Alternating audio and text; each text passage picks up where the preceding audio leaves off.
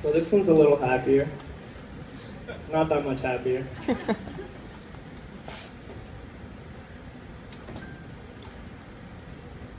This one's called A Letter to My 14-Year-Old Self. And both of these poems are about my dad, who obviously passed when I was a kid. And it's really pertinent to me. I performed to really express myself. And my dad died on April 14th, so around this time of year, it's always very heavy on my mind and on my heart.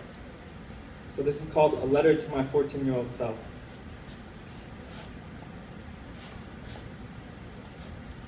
Dear boy with the unbroken smile, breathe deep. Feel that? Weightlessness, carelessness, freedom. Breathe deep. And hold.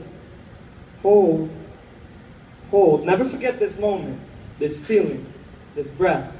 There will come a point in your not so distant future that you'll realize that drowning doesn't always require water. Remember this freedom in the smile it brings to your lips, because the day will come when you forget how to. Days when the warm isolation of darkness seems more inviting than the cold light of staring eyes. Sit still and quiet. Appreciate the silence of your peaceful soul. Don't be so eager for the future, because the time will come when silence feels like a fallen friend. And you will yearn for the days when innocence was as familiar to you as your father's laugh, but that too will fade. Go home and wait for your father's 3 o'clock call. When you answer and he asks how you are, don't brush him off. Answer honestly. Ask him how his day is going, and even though he will turn the conversation back to you as he always does, press him. Keep him speaking as long as you can. Trace the edges of his words till they are carved into the bottoms of your feet. Study his voice until the backsides of your elbows sing rich with the melody of his smile. Clutch the pauses between his sentences till its peace finds place in your heart. That way, when Saturday in April screams your knees into submission, your feet will have your father's wisdom, and your arms will have your father's compassion to lift you from the floor. Your heart will know what peace feels like, and even if you don't remember its sound, your father's love will forever live beyond 3 o'clock. I'm sure of this. But there will be days when you don't believe me.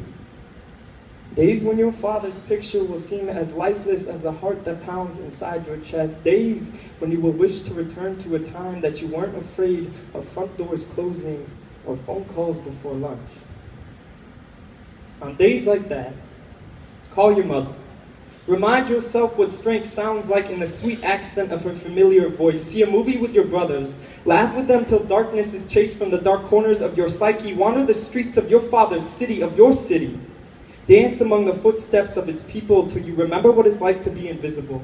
Then stand on your balcony and scream your name into the wind until the rooftops boomerang back your reflection. Learn to fight so that you may know what fear feels like. Pressed into the warm pulse of your sweaty palm, fight loud and often. You are your father's son, and when you lose faith in pretty things, listen to jazz and remember that the best things in life are always improvised. When you question your own footsteps, close your weary eyes and put your face to the sun till summer reminds you of your mother's fried chicken and street hockey happiness. Remember that happiness is a fireplace and warm jazz with winter barking at the window. Dive in. Dive in head first till drowning doesn't feel like danger. And even if you forget how to swim, remember that your father never knew how to either. And even on the darkest of days, remember, you are never alone. Even on the darkest of days, breathe deep. And remember,